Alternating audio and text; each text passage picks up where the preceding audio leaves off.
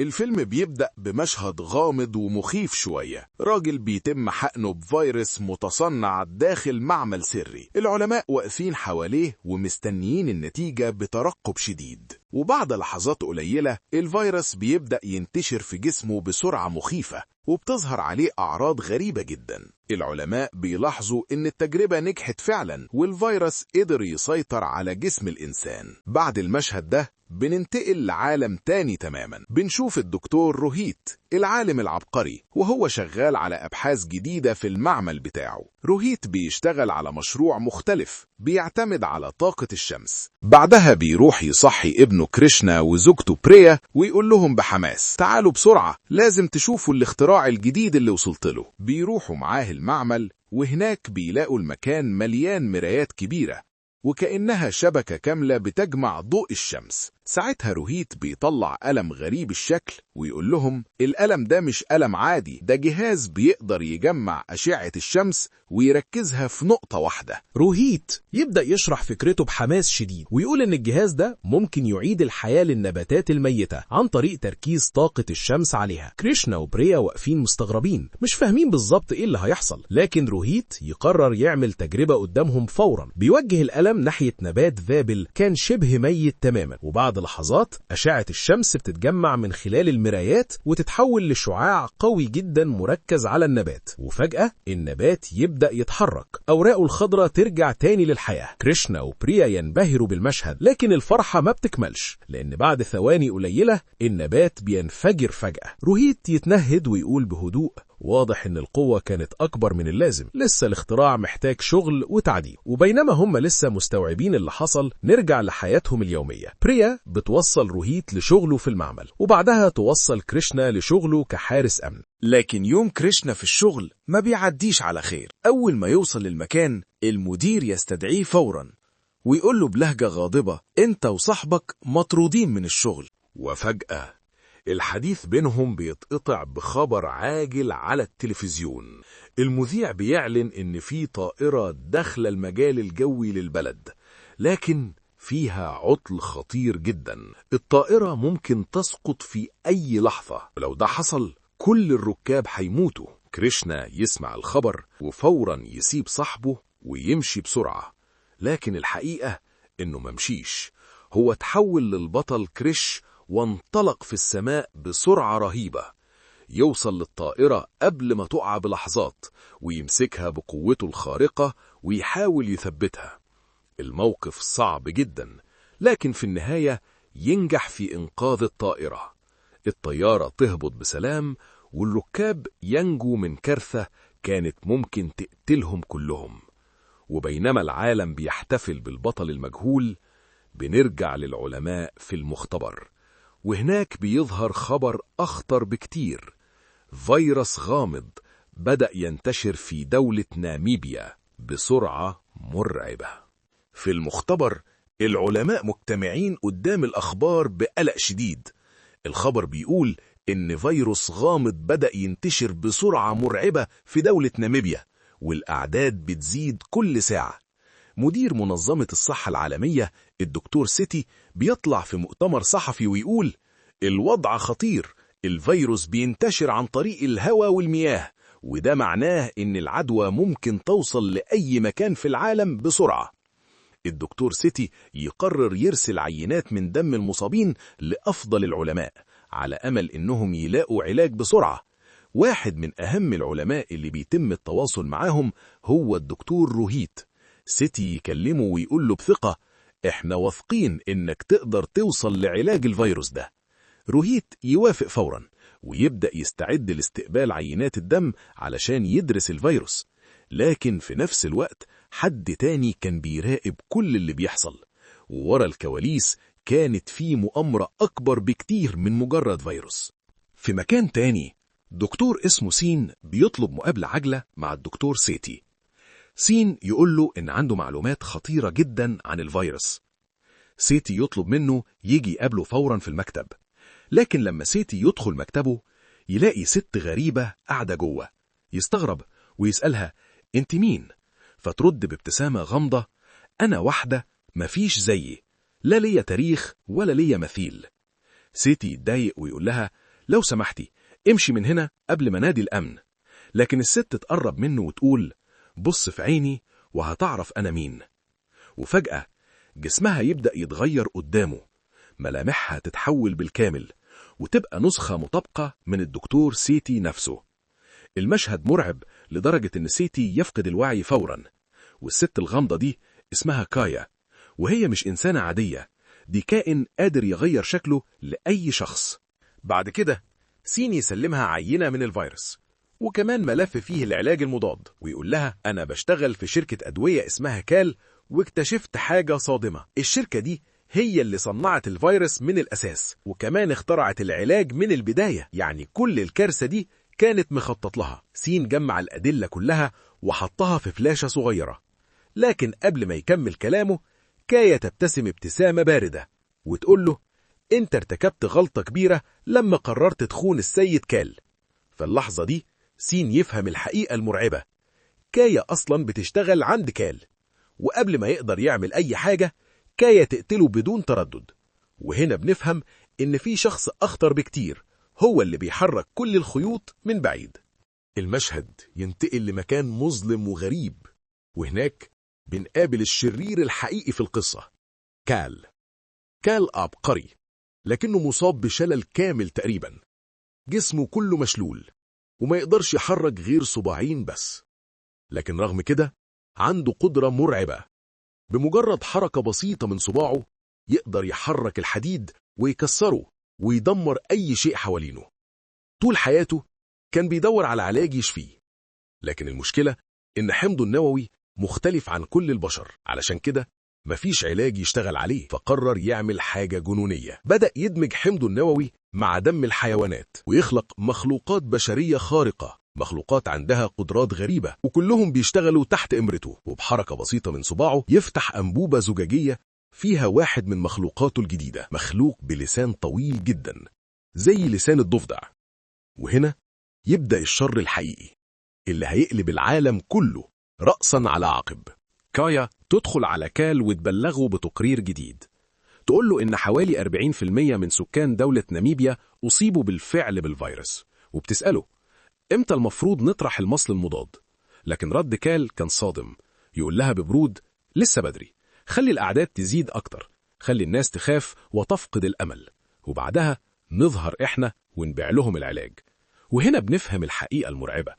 كال هو اللي اخترع الفيروس أصلا، هدفه مش القتل، هدفه الشهرة والسلطة والمال. هو عايز العالم كله يشوفه على إنه المنقذ، الشخص الوحيد القادر على إنقاذ البشرية. وفي نفس الوقت روهيد في المعمل بيحلل الفيروس، وبعد أبحاث طويلة يوصل أخيرا لنتيجة مهمة جدا. الفيروس ده مش طبيعي، ده فيروس مصنوع في معمل. البطل الخارق كريش يشوف طفل صغير وقع من مكان مرتفع. كريش يلحقه بسرعة وينقذه قبل ما يموت بلحظة. الولد يبصله بإعجاب ويقول: أنا كنت بحاول أنقذ حمامة كانت معلقة في السلك، كنت عايز أحررها بس أنا اللي وقعت في الآخر. كريش يبتسم ويقول له: لا، الشكر ليك أنت اللي حاولت تنقذ روح بريئة. أي حد يعمل خير يبقى بطل. ويطلع له صور صغير، الحظاظة الخاصة بالبطل كريش، ويديها له ويقول: دي علامة إنك شخص شجاع. لكن قبل ما يمشي يوصيه بحاجة مهمة، يقول له: وعدني ما تقلدنيش في الحاجات الخطر اللي بعملها. الولد يوافق بسعادة. وبعدها كريشنا يرجع لشغله الجديد متأخر. المدير يشوفه ويتعصب جدا ويقول له: كنت تيجي بعد ما نقفل أحسن. كريشنا يحاول يبرر ويقول إن عنده ظرف مهم، لكن المدير يصرخ فيه ويقول: في حاجة أهم من الشغل. وفي نفس اللحظة التلفزيون يعرض خبر عاجل. المذيعة بريا بتتكلم عن البطل كريش وبتشكره على إنقاذه الطفل الصغير. المدير يبص للتلفزيون وبعدها يبص لكريشنا باحتقار ويقول: بص البطل الحقيقي بيعمل إيه، وإنت ولا حاجة. وبمنتهى القسوة يطرده من الشغل. كريشنا يمشي حزين، لكن بعد شوية بريا تعلن خبر غريب على الهوا، تقول إن كريش مش هيظهر بعد الساعة 11:30 الليلة. كريشنا يستغرب جدا من الكلام ده، وبعدها مباشرة توصل له رسالة من بريا تطلب منه يقابلها في مكان معين بالليل. كريشنا يروح للمكان اللي حددته بريا، لكن لما يوصل يتفاجئ بمفاجأة جميلة. بريا كانت محضرة احتفال صغير علشان عيد ميلاده. بريا تبتسم وتقول له: عندي ليك خبر أهم، أنا حامل. كريشنا يتجمد لحظة من شدة الفرح وبعدها يطير من السعادة. الاتنين يضحكوا ويرقصوا ويقرروا يروحوا يقولوا الخبر للدكتور روهيت. لما روهيت يسمع الخبر يفرح جدا ويقول لبريا: أي أب يتمنى يشوف ابنه وهو بيكبر قدامه ويلعب معاه، لكن أنا ما قدرتش أعيش اللحظة دي مع كريشنا لأني كنت بعيد عنه وهو صغير، لكن دلوقتي هقدر أعيش الشعور ده مع حفيدي. ويقدم لكريشنا هدية عيد ميلاده. في الجانب التاني من القصة نشوف كال قاعد في مقره الضخم بيتحكم في قطع الحديد حواليه بقوة عقله، لكن فجأة نقطة دم تنزل من عينه. كايا تقرب منه وتمسح الدم، فيبص لها ويقول: لو كنت قادر أحرك جسمي كله ما تتخيليش كنت هقدر أعمل إيه بالعالم ده. كايا تسأله بفضول: أنت حصلت على القوة دي إزاي؟ السؤال ده يضايقه جدا ويمسك شعرها بعنف ويقول: ده السؤال الوحيد اللي محدش قدر يجاوبني عليه. وبدأ يحكي قصته. وهو صغير كان بيستخدم قوته في البيت، لكن والده كان بيمنعه.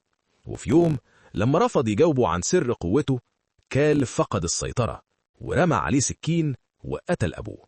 ومن يومها وهو بيبحث عن أصل قوته، لأنه مؤمن إن الإجابة دي هتكون مفتاح شفائه. بعد فترة كال بيعلن خطته الجديدة.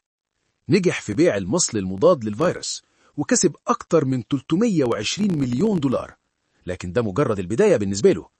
يقول لرجاله: دلوقتي لازم نزرع الفيروس في بلد أكبر، بلد مليانة بالسكان، علشان الرعب ينتشر بسرعة، والبلد دي هي الهند. وبالفعل رجاله يبدأوا ينشروا الفيروس في مدن مختلفة. وفي نفس الوقت كريشنا وبريا كانوا ماشيين في الشارع ووقفوا ياكلوا آيس كريم.